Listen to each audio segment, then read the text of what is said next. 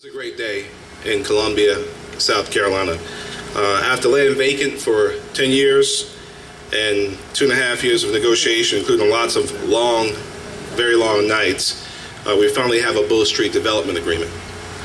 This is a historic partnership for a historic project that'll bring this architectural treasure behind us in 181 acres of prime downtown real estate onto the city tax rolls and transform it into a one-of-a-kind development for all Columbians. Let me be clear. This project is absolutely unparalleled in its size, in its scope, and in the potential it holds for our city.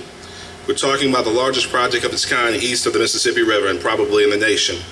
We're talking about a $1 billion economic impact. We're talking about millions of dollars in additional city, county, and school district revenue. We're talking about new water and sewer customers, new businesses, and thousands of new jobs.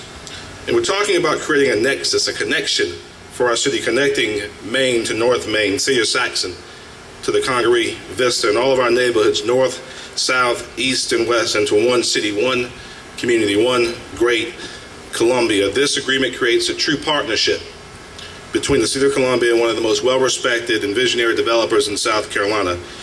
It strikes a balance that gives the developer the latitude he needs while providing clear expectations and benchmarks that protect the city's investment, the public's interests, and ensures a quality project.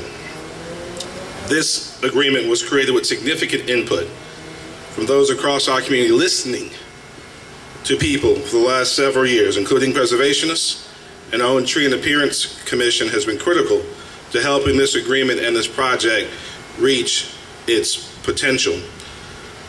We will provide over $31 million in total infrastructure development over 4 phases.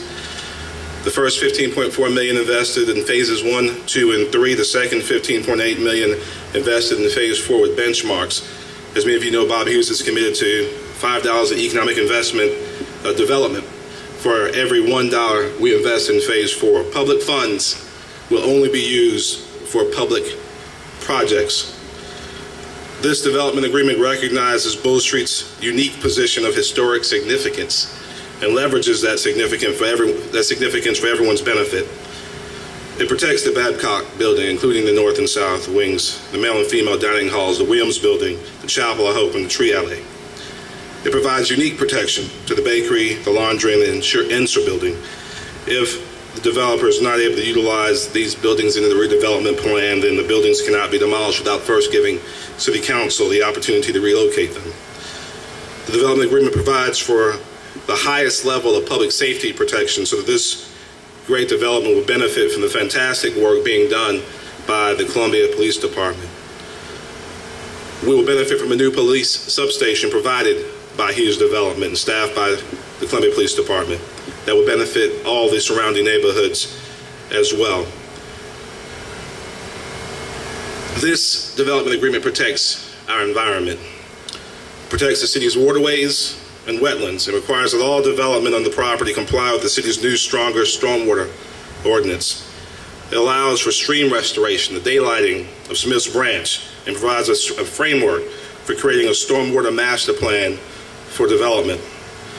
The agreement also protects a beautiful sylvan tree environment here.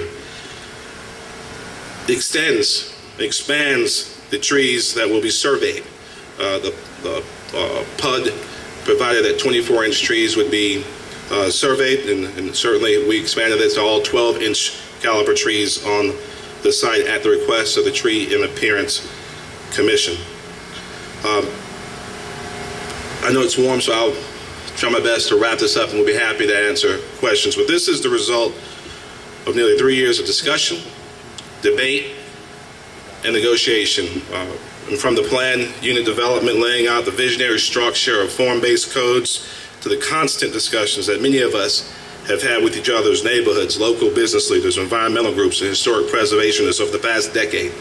But it's important to note that the work is not done yet. In fact, the only way this project is going to succeed, regardless of today's agreement, is with your help.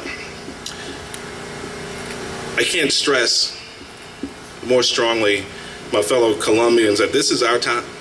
This is our moment. It's time to think big. It's time to stand tall. It's time to move forward. It's time to claim Columbia's destiny.